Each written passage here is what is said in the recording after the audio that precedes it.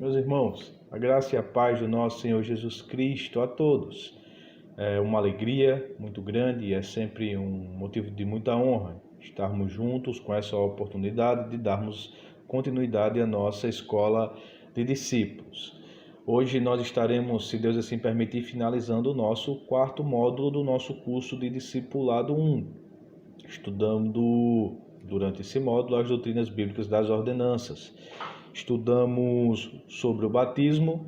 Na semana passada demos início ao nosso estudo sobre a Santa Ceia, a Ceia do Senhor, e pretendemos hoje finalizar o nosso estudo sobre a Ceia do Senhor, se Deus assim nos permitir. Tá bom? Então vamos juntos, vamos com a graça de Deus buscar um pouco mais de conhecimento e entendimento bíblico sobre essa ordenança instituída pelo nosso Senhor Jesus. Eu peço que você ore juntamente comigo para que o Senhor nos abençoe e nos direcione durante essa lição. Te pedimos, ó Deus, a tua bênção, rogamos o teu auxílio, pedimos a tua iluminação em nossas mentes. Que o Senhor me conduza, Senhor, durante esse estudo, permitindo que eu seja claro e possa, de algum modo, contribuir com a vida dos meus irmãos. Igualmente que o Senhor ilumine a vida de cada um que nos acompanha, que tem se esforçado e estudado para conhecer um pouco mais do Senhor. Que o Senhor nos dê essa graça, Pai, e nos ajude a entender a Tua palavra, a Tua ordenança. É assim que nós pedimos em nome de Jesus. Amém, meus irmãos? Pois bem, o nosso curso de Discipulado 1, nosso quarto módulo, as doutrinas bíblicas das ordenanças, a Ceia do Senhor, parte 2. Na aula passada, nós nos propusemos, no estudo da Ceia do Senhor, respondermos 10 perguntas. Você pode acompanhar aí no nosso slide. Quais são essas perguntas? O que é a ceia? Qual é o significado da ceia? Quais são os benefícios de se participar da ceia? Como Cristo está presente? Quem deve participar da ceia? Quem deve ministrar? Com que frequência? Quais são os elementos? O que significa comer e beber indignamente e quem deve deixar de participar da ceia. Nós respondemos as 4 primeiras perguntas na semana passada e o nosso intuito é responder as perguntas que faltam hoje. Tá bom? Vamos para o texto bíblico, irmãos. Peço que você abra novamente a sua Bíblia na carta que Paulo escreveu aos Coríntios, primeira carta de Paulo aos Coríntios, capítulo 11, a partir do versículo 23. Primeira carta de Paulo aos Coríntios, capítulo 11, a partir do versículo 23. Nós vimos que o próprio Senhor Jesus foi quem instituiu a ceia do Senhor, conforme relatado nos evangelhos. Mas nesse texto de Coríntios, nós vemos a sistematização feita por Paulo acerca dessa ordenança bíblica. Paulo diz que aquilo que recebeu de Jesus foi aquilo que repassou aos coríntios e também a nós hoje. 1 Coríntios, capítulo 11, versículo 23, diz assim o texto bíblico: Porque eu recebi do Senhor o que também vos entreguei, que o Senhor Jesus, na noite em que foi traído, tomou o pão, e tendo dado graças, partiu e disse: Isso é o meu corpo, que é dado por vós, fazei isto em memória de mim.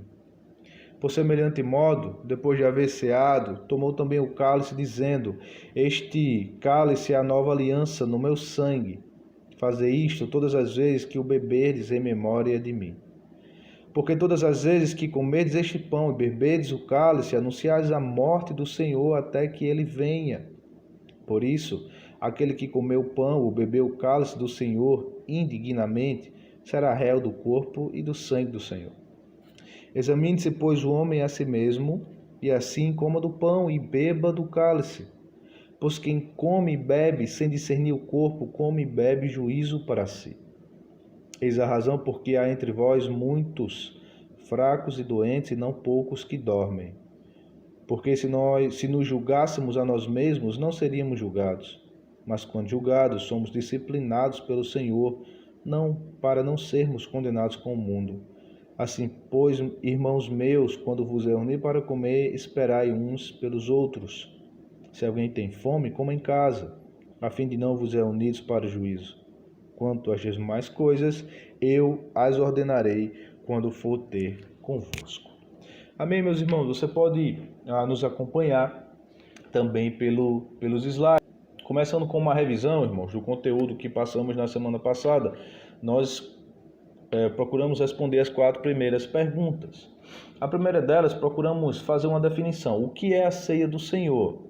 E defendemos que a ceia do Senhor é o ritual simbólico ordenado por Jesus Cristo, que deve ser observado por toda a vida do cristão, como um sinal de comunhão contínua da morte e ressurreição com Cristo, através da qual se sustenta e se aperfeiçoa a vida começada na regeneração. Defendemos que a ceia do Senhor é essa segunda ordenança instituída por Jesus Cristo, que deve ser observado continuamente, de forma contínua, pelo cristão, como um sinal da comunhão do cristão com Jesus, da participação do cristão, da morte e da ressurreição de Jesus, da participação nos benefícios da morte do nosso Senhor, e através da qual se sustenta e se aperfeiçoa a vida começada na regeneração. É um meio de contínuo fortalecimento e de contínua comunhão com nosso Senhor Jesus, por meio da ceia do Senhor, que somos fortalecidos, instruídos, santificados e aperfeiçoados na nossa vida que começou na regeneração. A segunda pergunta que procuramos responder foi sobre o significado da ceia. Quais são os significados ou o simbolismo, para o que aponta o simbolismo da ceia do Senhor, e apontamos principalmente 6 significados. Em primeiro lugar, a morte de Cristo, como dissemos, a ceia simboliza a morte de Jesus. Quando partimos o pão, estamos simbolizando que o corpo de Cristo, o próprio corpo de Jesus, foi partido no nosso lugar. E como derramamos ou bebemos do vinho, simbolizamos que o sangue de Cristo foi também vertido em favor dos pecadores que creriam nele. O segundo significado da ceia do Senhor é a nossa participação nos benefícios da morte de Cristo. Dissemos isso. Quando participamos da ceia, estamos dizendo que tomamos posse, que participamos, que aquele sacrifício de Jesus Cristo foi em nosso favor, por isso ceiamos em sua mesa. Em terceiro lugar, a ceia simboliza um alimento espiritual. Assim como os alimentos são para o nosso corpo, somos alimentados espiritualmente por meio da participação na ceia do Senhor Jesus. Em quarto lugar, a ceia simboliza também a unidade entre os cristãos. Ali a igreja está reunida como um só corpo, participando de um só pão, simbolizando essa união com Cristo. Em quinto lugar, a ceia também significa uma festa de comemoração. É de fato um momento de júbilo, de alegria, relembrarmos que o Senhor Jesus morreu em nosso favor. E por fim, a ceia também é uma proclamação. É isso que Paulo disse no texto que lemos. Todas as vezes que fizerem isso, estareis anunciando a morte do Senhor, ou seja, proclamando a morte do Senhor até que ele venha. A terceira pergunta que tratamos na aula passada foi sobre os benefícios da ceia. Quais são os benefícios da ceia do Senhor? Em primeiro lugar, dissemos que por meio da ceia, Cristo afirma o seu amor por mim. Quando participamos da ceia, podemos ter a certeza que Cristo Jesus nos ama de forma pessoal, como pessoa, porque Ele nos aceita em sua própria mesa para ceiarmos na ceia do Senhor. Em segundo lugar, Cristo também afirma que todas as bênçãos da salvação estão reservadas para mim. E nesse sentido, participar da ceia é ter um antegozo, é desfrutar de forma vívida uma parcela daquilo que desfrutaremos em plenitude na eternidade. Ceamos hoje a ceia do Senhor na certeza de que um dia cearemos as bodas do Cordeiro no final de todas as coisas, quando o Senhor Jesus nos tomar para si. E em último lugar, o benefício da ceia é a possibilidade ou o significado de afirmarmos a nossa fé em Jesus Cristo. Na ceia temos a oportunidade de proclamar essa fé, que cremos em Jesus Cristo, cremos na sua morte e ressurreição simbolizadas na ceia, e que participamos de todos os seus benefícios por meio unicamente da fé. Tá bom? E a quarta e última pergunta que respondemos na semana passada foi sobre a presença de Cristo na ceia do Senhor. Vimos o que era a transubstanciação, segundo defendido pela Igreja Católica. Vimos o que era a consubstanciação, segundo a doutrina luterana. Vimos o que era a ceia entendida como simples memorial, segundo a doutrina de Zwinglio. E, por fim, a teoria que defendemos e que queremos ser bíblica e correta, a presença simbólica de Jesus Cristo por meio da ceia do Senhor, adotado então esse posicionamento pela maior parte das igrejas reformadas e das igrejas evangélicas. Tá bom? Então qualquer dúvida, corre lá no vídeo da semana passada, está disponível aí também no nosso canal do YouTube. Seguindo então, irmãos, as nossas respostas, buscando responder aquelas perguntas que fizemos, a nossa quinta pergunta se refere aos sujeitos que devem participar da ceia do Senhor. E nos perguntamos, quem deve participar da ceia? Será que é todo mundo? Todo mundo pode participar da ceia? Qualquer um que chega na igreja? Ou será que é só para cristãos, que é somente para quem é batizado, e por quê? Vamos lá. Em primeiro lugar, defendemos que quem deve participar da ceia é somente aquele que é regenerado. Segundo o teólogo Wayne Grudem, somente os que creem em Cristo devem participar da ceia, porque trata-se de um sinal de conversão e de permanência na fé cristã. Ou seja, somente aqueles que creem em Jesus Cristo, somente aqueles que foram regenerados, que nasceram de novo pelo Espírito e por meio da fé em Jesus, são aqueles que devem participar da ceia do Senhor. E isso por causa do seu próprio simbolismo. Como vimos, a ceia significa a morte de Jesus e significa a comunhão do cristão com o Jesus em sua morte. Então, somente deve participar da ceia e de forma correta, somente deve participar da ceia aquele que de fato tem fé em Jesus, que participa com ele, que deposita nele a sua esperança e que se identifica na morte e na ressurreição do próprio Senhor Jesus. Em segundo lugar, defendemos que deve participar da ceia somente aquele que é batizado também. Deve participar da ceia somente aquele que é batizado. Segundo Strong, o simbolismo das ordenanças requer que o batismo preceda a ceia do Senhor. A ordem dos fatos deve ser expressa na ordem das ordenanças, que eles significam. Também se ensina que a santificação não pode ocorrer sem a regeneração. Entendemos que a ceia é corretamente ministrada para os discípulos de Jesus, que se identificam com Jesus e que obedecem à ordenança de Jesus. E como vimos, o batismo é também uma ordenança do próprio Jesus Cristo, que simboliza a morte do cristão e a sua ressurreição com Cristo, ou seja, simboliza a sua regeneração.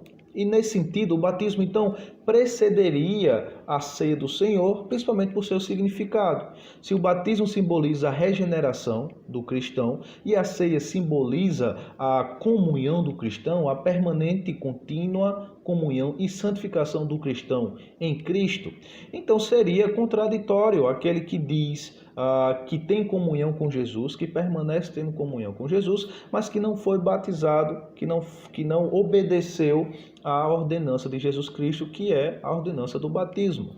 Então entendemos que é um requisito para a participação da ceia do Senhor, além da fé em Jesus, o ato do batismo, simbolizando um cristão que se identifica com Jesus, que foi regenerado pelo poder de Deus, que foi submetido ao batismo como demonstração de que de fato ele morreu com Cristo e que reviveu com Jesus. E que agora toma parte da ceia do Senhor, simbolizando que tem comunhão com Jesus, que nasceu, que morreu para o mundo, que morreu para o pecado, que ressuscitou para uma nova vida e que agora busca ter contínua comunhão com o Senhor Jesus por meio da ceia do Senhor. A regeneração, que é demonstrada muito bem pelo batismo, agora segue-se a santificação ao processo de comunhão contínua com Jesus, demonstrado por meio da ceia do Senhor.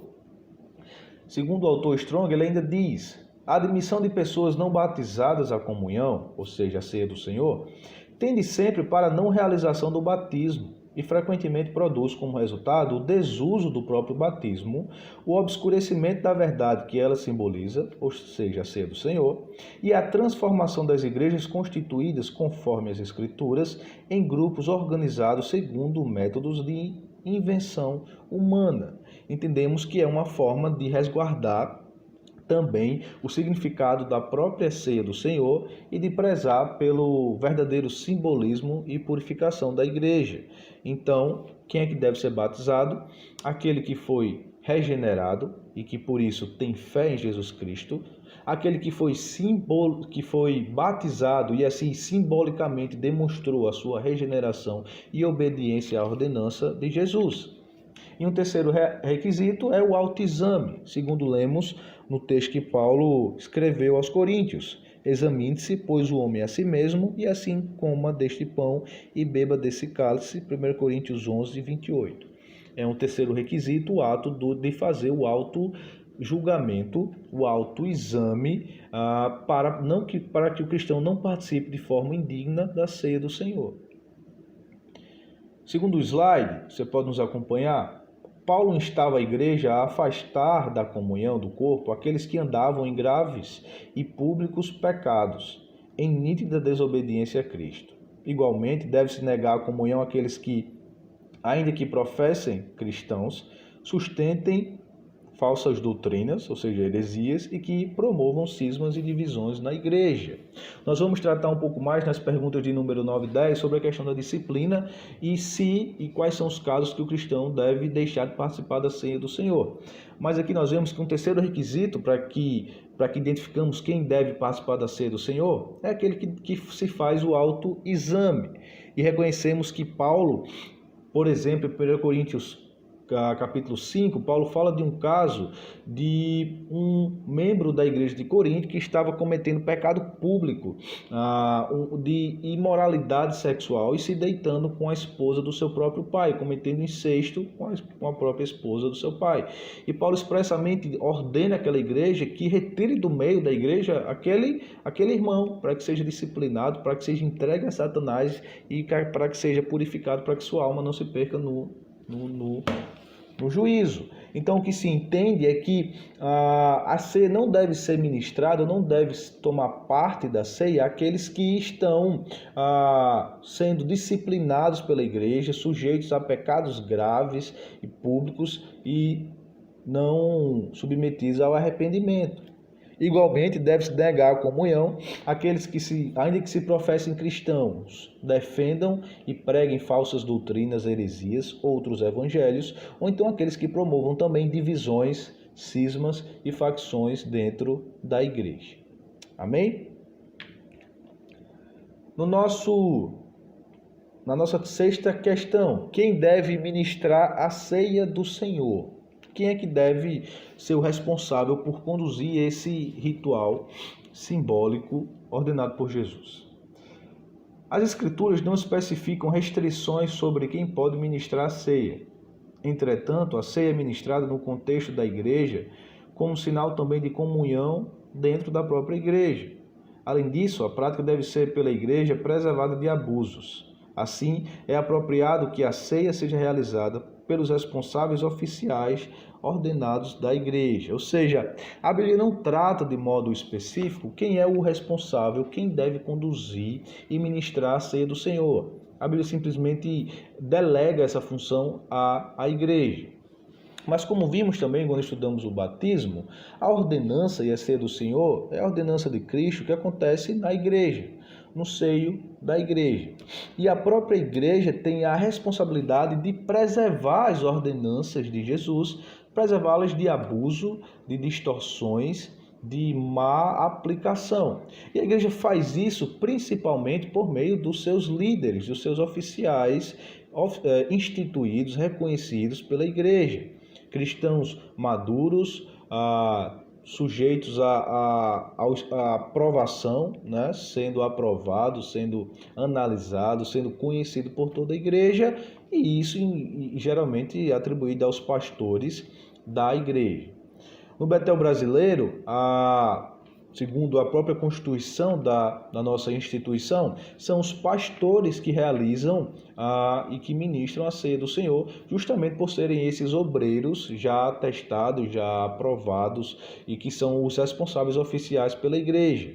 A exceção disposta pela própria Constituição do Betel, são para os obreiros provisionados, reconhecidos e autorizados pelo próprio Betel brasileiro. Ou seja, são aqueles que estão no processo de serem reconhecidos, submetidos às etapas de avaliação do Betel brasileiro e que no título, na posição de obreiro provisionado, é autorizado pelo Betel também a realizar a ceia do Senhor. Mas de início o princípio é esse, estabelecer cristãos maduros, os líderes responsáveis pela igreja, que são provados, que são testados, que são reconhecidos como de fato cristãos maduros e que são aqueles responsáveis pela igreja e que por isso têm a responsabilidade e a atribuição de conduzir e ministrar também essa ordenança que é a ceia do Senhor. Além do batismo, a ordenança também.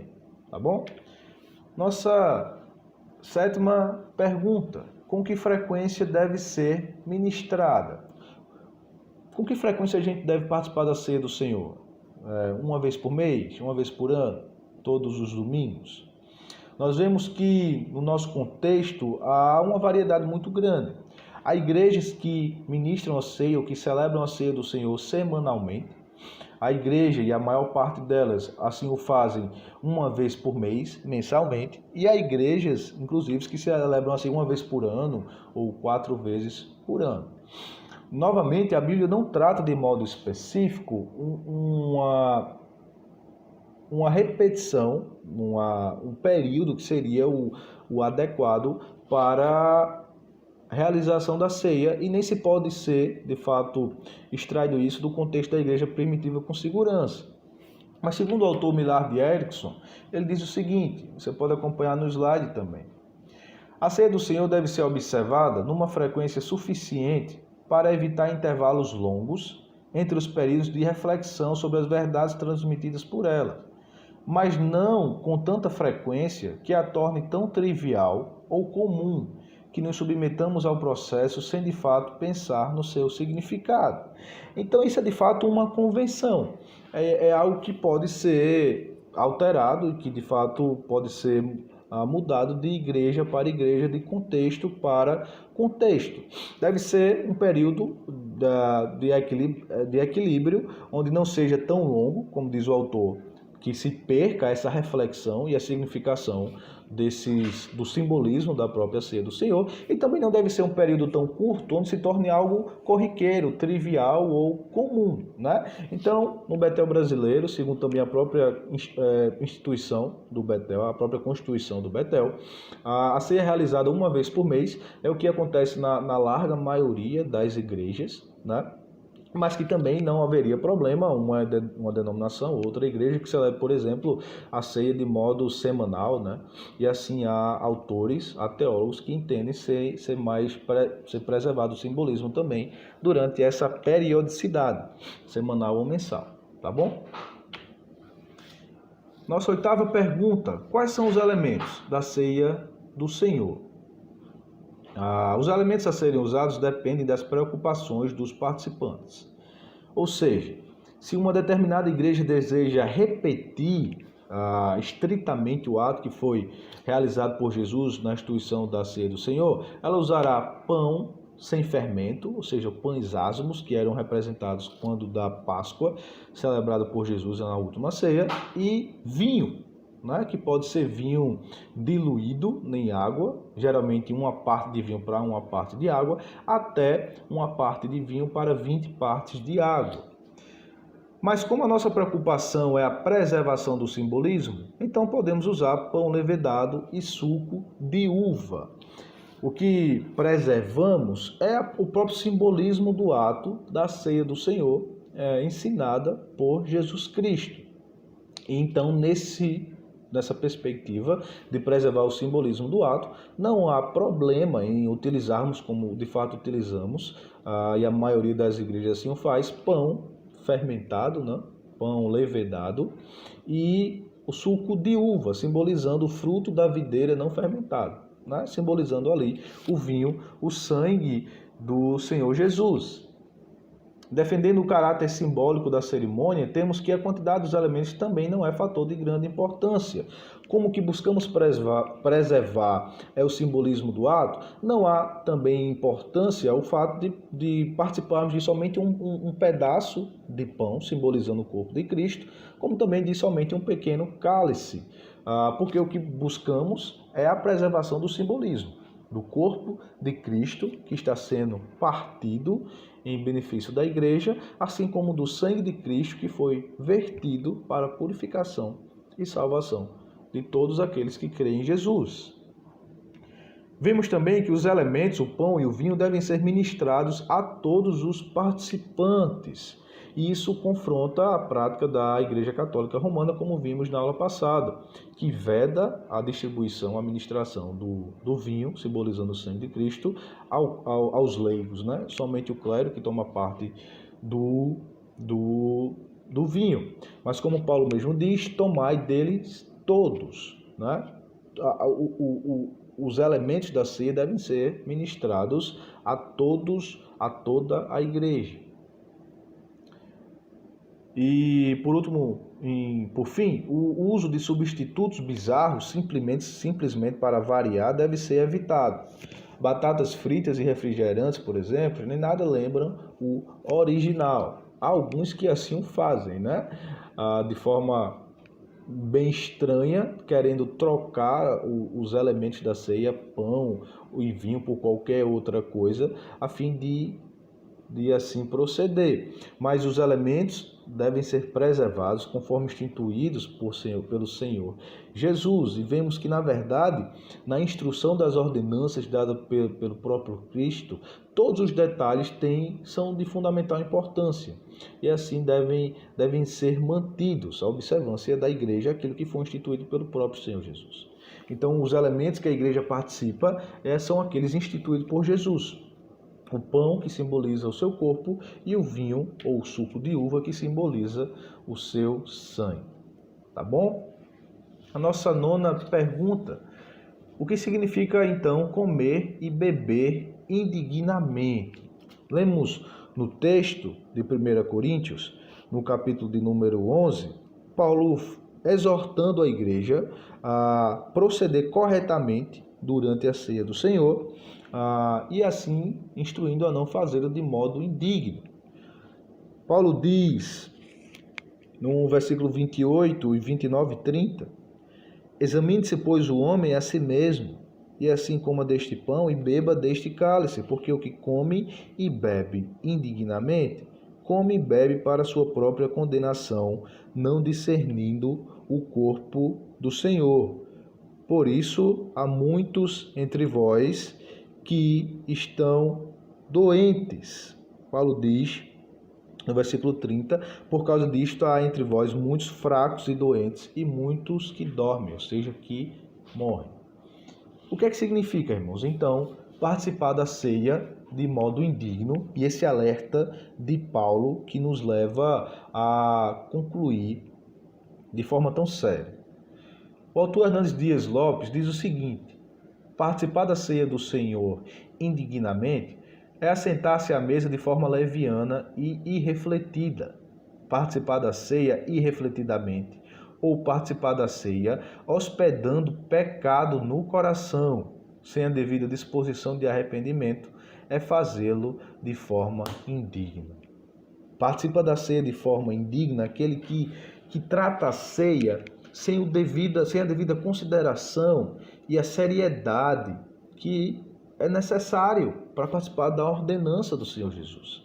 São aqueles que se achegam para a ceia do Senhor de modo trivial, sem levar em consideração a seriedade da situação, sem levar em consideração a seriedade e a gravidade do seu próprio pecado.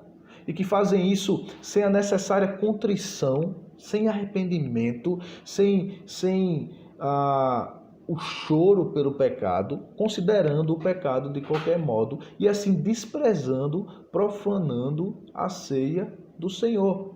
Assim são levianos, são irresponsáveis aqueles que assim o fazem. Em segundo lugar, participamos igualmente de forma indigna da ceia do Senhor quando não discernimos o corpo. Segundo Paulo diz no versículo 29, porque o que come e bebe indignamente, come e bebe para sua própria condenação, não discernindo o corpo do Senhor. Mas que corpo é esse que Paulo fala? Certamente Paulo fala do corpo físico de Cristo, daquele que é simbolizado na ceia do Senhor, o corpo, seu corpo que foi moído em nosso favor. Mas no contexto de 1 Coríntios 11, Paulo provavelmente se refere especificamente ao corpo místico de Cristo, que é a igreja, e exorta aqueles irmãos a discernir ou a entender o corpo de Cristo, que é a igreja. Quando Paulo escreve 1 Coríntios, e principalmente esse capítulo 11, Paulo está tratando de problemas que a igreja estava tendo durante a celebração do culto, e nesse capítulo 11 sobre a ministração da ceia do Senhor. A igreja de Corinto era marcada por profundas divisões, por profundas facções entre os membros da igreja, e divisões essas que se refletiam na celebração da ceia. Quando eles se reuniam para ceiar, para participar e celebrar a ceia do Senhor, havia divisões entre pobres e ricos. Os ricos que se ajuntavam para si mesmos e que participavam de todos os elementos, basicamente. Paulo diz que haviam alguns que, enquanto estes se embebedavam, chegavam a se embriagar, outros que passavam fome. Os ricos que comiam dos seus manjares, enquanto os pobres que passavam fome, que eram desprezados e negligenciados por toda a igreja. E Paulo diz que quando eles se reuniam para fazer isso, eles ficavam piores. Né? Enquanto a celebração da ceia devia ser essa comemoração da morte, representando a morte de Cristo e a unidade da igreja, quando os coríntios assim o faziam, era para pior. E Paulo então não os elogia e os exorta de forma severa a que eles entendam o simbolismo da igreja. A ceia deveria apontar para essa comunhão com Jesus e a própria unidade de toda a igreja, simbolizando a unidade com o Senhor Jesus. Então, Paulo os exorta a discernir o corpo de Cristo, que é a igreja, a entender que a igreja é interdependente, que todos na igreja são iguais, que uns precisam dos outros e que o relacionamento dentro da igreja deve refletir a glória de Deus por meio da união da própria igreja. O Gruden diz, assim, a frase sem discernir o corpo significa sem entender a unidade e a interdependência das pessoas na igreja, que é o corpo de Cristo. E no próximo slide ele também diz, em um sentido mais abrangente, então, examine-se, pois, o homem a si mesmo, significa que devemos perguntar se os nossos relacionamentos no corpo de Cristo estão de fato refletindo o caráter do Senhor, a quem encontramos na ceia e a quem representamos. Então, é um modo de participar da ceia de forma indigna, não refletir sobre os nossos relacionamentos na igreja. Como está ou como estão os nossos relacionamentos com os nossos irmãos? Quando nos achegamos para celebrar a ceia do Senhor, como está a nossa vida e o nosso relacionamento com o irmão que está do nosso lado? Né? É um momento no qual devemos fazer essa reflexão de unidade, de união de fato. Será que conhecemos o irmão que está ao nosso lado? Será que participamos das suas dores, dos seus sofrimentos e das suas alegrias também? Será que temos divisões e facções em nosso meio? Será que estamos guardando rancor no coração do nosso próximo, daquele que está sentado ao nosso lado? Isso são coisas que mancham de forma terrível aquilo que deve ser o testemunho de unidade da igreja, do corpo de Cristo, que quando se reúne para ceiar, para comer, são igualitários. E uns que participam com os outros e que dividem com os outros tudo aquilo que o Senhor lhes dá. É isso que também nos impele a participar de forma indigna da ceia do Senhor. E é nesse sentido que o texto de Mateus, capítulo 5, versículo 23 e 24, nos diz: portanto, se trouxeres a tua oferta ao altar, e aí te lembrares de que teu irmão tem alguma coisa contra ti, deixa ali diante do altar a tua oferta e vai reconciliar primeiro com o teu irmão, e depois vem e apresenta a tua oferta. O texto diz que se formos adorar a Deus e lembramos que alguém tem alguma coisa contra nós, ou que temos essa possibilidade de qualquer mal entendido e de contendas, antes de adorar, devemos resolver essa situação, devemos buscar a própria pessoa, devemos preservar e prezar por essa unidade, né? A fim de que não sejamos julgados diante de Deus. E esse simbolismo da adoração é especialmente refletido no momento da ceia do Senhor, e assim o fazemos de forma indigna, se não nos deixamos pensar sobre isso, sobre essa unidade da igreja. E a 10ª e última pergunta, irmãos, que é consequência dessa nossa análise sobre o participar da ceia de modo indigno, devo deixar de participar da ceia? Será que há algum motivo que nos impeça de participar da ceia do Senhor? Será que quando estamos lutando contra o pecado, estamos por vezes caindo no mesmo pecado, será que podemos ou não participar da ceia? É comum vermos alguns irmãos que por vezes não conseguem participar da ceia, né? Algumas vezes por causa de luta contra pecados, outras vezes por causa de situações pessoais e pecados pessoais também. Mas o que é que nos deve então, e se é que há algum motivo, o que é que nos deve impedirmos de participar da ceia? Somente em casos de disciplina formalmente reconhecida pela igreja, deve um membro faltoso ser impedido de participar da ceia do Senhor. Isso conforme a instrução do apóstolo Paulo, 1 Coríntios capítulo 5. Como dissemos, nesse caso havia um membro da igreja de Corinto que era alvo e que era objeto de pecado público, de escândalo público por se deitar ou por ter relações com a própria mulher de seu marido. E a orientação de Paulo é que esse deveria ser excluído da comunhão da igreja. E qual é a implicação disso? O cristão, o membro faltoso da igreja, um membro que está sujeito à disciplina, é que deve ser impedido de participar da ceia do Senhor, conforme caso a caso. Há casos onde é necessário esse acompanhamento de forma mais próxima pela igreja, pelo conselho da igreja, principalmente, em caso de membros que estão envolvidos em pecados públicos, pecados que causam certo escândalo, né, e repercussão, e que devem ser acompanhados durante esse processo de confissão de pecados, de arrependimento. Então, somente em casos de disciplina, de fato, formal, instituída pela igreja e acompanhado, caso a caso, a cada membro, é que por vezes é orientado pelo conselho da igreja, pela igreja, que esse membro, essa pessoa que precisa ser, por algum motivo ou outro, acompanhado de forma mais próxima, a fim de ver o seu crescimento, arrependimento e desenvolvimento dessa situação, que ela seja orientada a não participar da ceia.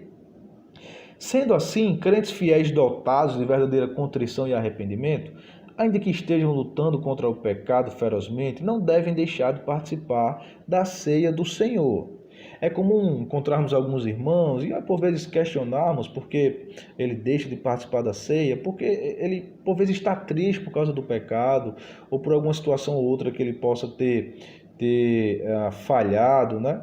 Mas ainda assim nós vemos arrependimento no coração, nós vemos como Paulo mesmo diz, uma autoexaminação, a irmãos que estão lutando contra o pecado e de forma contínua, resistindo e lutando, mas que por uma causa ou outra podem vir a cair, esses não devem de participar da ceia. Esses não devem ser impedidos de participar da ceia. Se achegam à ceia do Senhor, não de modo indigno, mas sim com o coração quebrantado, com o coração derramado diante da presença de Deus, ainda que estejam lutando contra pecados, mas que se achegam em arrependimento, com o coração contrito e confiante em Deus. Esses não devem ser impedidos de participar da ceia do Senhor. E nesse sentido, o reverendo Hernandes Dias Lopes, ele tem uma frase muito bela no seu livro, onde ele comenta 1 Coríntios, ele diz o seguinte: é digno observar que Paulo diz, examine-se o homem a si mesmo e coma. Paulo não diz, examine-se o homem a si mesmo e deixe de comer. Você não deve fugir da ceia por causa do pecado, mas fugir do pecado por causa da ceia. A ceia é um instrumento de restauração. A ceia é um tempo de cura, de reconciliação e restauração. A ceia é um momento em que devemos aguçar os sentidos da nossa alma para examinarmos e nos voltarmos para o Senhor. É muito interessante isso que o reverendo diz. A ceia, você não deve fugir da ceia por causa do pecado, mas você deve fugir do pecado por causa da ceia. Meu querido irmão, se você se achega à ceia do Senhor com o coração quebrantado, autoexaminando-se, né, propondo a esse juízo, a confrontar o seu pecado, a buscar forças em Deus para arrepender-se e para abandonar o pecado, ainda que ele esteja continuamente diante de você, você não deve deixar de participar da ceia. Assim faça, com o coração quebrantado, com seriedade, não de forma indigna, mas reconhecendo a sua própria indignidade e a dignidade do Cordeiro de Deus que morreu, foi moído e que verteu o seu sangue em seu favor. Então podemos assim fazer de forma tranquila, com o coração quebrantado diante da presença de Deus. Amém? Então, para concluir, irmãos, é também do reverendo Hernandes Dias Lopes, a frase que ele diz: ao participar da ceia do Senhor, devemos olhar para trás, olhar para frente, olhar para dentro e olhar ao redor. Quando participamos da ceia do Senhor, olhamos para trás e vemos o sacrifício perfeito do Cordeiro de Deus, o seu corpo que foi moído, que foi partido no nosso lugar e o seu sangue derramado para a nossa salvação. Nós olhamos para frente e anelamos pela volta do Cordeiro, pela sua segunda vinda, por estarmos definitivamente com Ele. Nós participamos da ceia do Senhor como esse antegozo do banquete que participaremos nas ceias, nas bodas da ceia do Cordeiro. Nós olhamos para dentro de nós mesmos, fazemos esse autoexame, a fim de não participarmos de modo indigno da ceia do Senhor, reconhecendo o nosso pecado, reconhecendo a nossa necessidade do Salvador, confrontando o nosso pecado a fim de abandoná-lo e também discernindo o corpo, que é a igreja de Cristo, a nossa participação enquanto os membros da igreja, enquanto nossos relacionamentos uns com os outros. Isso nós olhamos também ao redor, vendo os nossos irmãos, a Igreja de Cristo, o testemunho da unidade e da preservação do nosso Senhor. Eu gostaria de concluir lendo novamente o poema que lemos na semana passada de Charles Wesley. E como é possível que eu ganhe alguma participação no sangue do Salvador? Morreu por mim, que lhe causou a dor, por mim, que a morte o perseguiu. Amor maravilhoso, como é possível que tu, meu Deus, devesses morrer por mim? Esse simbolismo que é representado na ceia do Senhor e que é um motivo de grande encorajamento para a igreja de Cristo. Participamos, temos comunhão com Cristo que morreu e que ressuscitou. Foi por causa da sua igreja que ele se submeteu à morte, mas a morte não pôde detê-lo. Ele ressuscitou para a nossa salvação. Nos lembremos disso, irmãos, todas as vezes que nos achegamos à ceia do Senhor e celebremos então com júbilo, com bastante alegria, com verdadeira felicidade e satisfação por causa de Jesus Cristo, que morreu, que deu seu corpo para ser partido, que derramou seu sangue para então a nossa salvação. Tá bom, meus irmãos? Espero que tenha ficado claro, que você possa absorver algo desse nosso estudo, possa ser motivado então com o coração alegre, contrito, em arrependimento, a autoexaminar-se, a se achegar com alegria no coração a participar da ceia do Senhor. Então que Deus te abençoe, espero que você continue crescendo na graça e no conhecimento do Senhor Jesus, tá bom?